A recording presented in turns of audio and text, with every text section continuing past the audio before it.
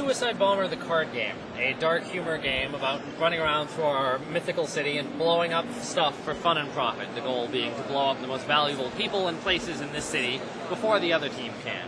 It's a two-player card game. We have a 3x5 grid of people in our people city, and we have all kinds of stuff. The corporate drones, the nuns, the tax collectors. Everybody likes blowing up the tax collectors. CEOs, everybody's here. We also have a deck full of bombs. What would Suicide Bomber be without bombs? Most bombs look like this. They have a threshold number. I'm sorry, people have a number that shows how many number of points they're worth. Bombs have a threshold number which shows how long it's going to take before they blow up. Also, they have arrows on them which show what direction they blow up and therefore who they kill, right?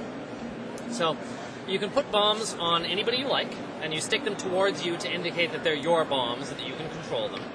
And you can move people around. So if my altar boy's bomb went off right now, it would blow up this. Well, that's not terribly exciting.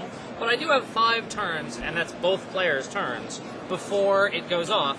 So maybe I've got some time to move it around, maybe I move somebody else in the way, that sort of thing. But while I'm doing that, you're also moving your bombs around. And it's a lot of, well, do I want to try to get my bombs into position? Do I want to try to get their bombs out of position? Do I just want to blow up their bombs? What do I want to do? Also, there are some people cards that are actually locations, buildings within the city that we're blowing up.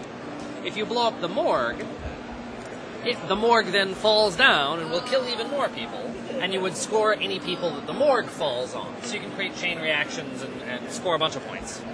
The game ends when the people deck runs out, and the goal of the game is to have the most points at the end of the game. So come over here so you can blow up your friend's stuff. One of the reasons that we're able to do what we do is because there's a very, very large amount of board game design talent and production talent based out of Seattle, Washington.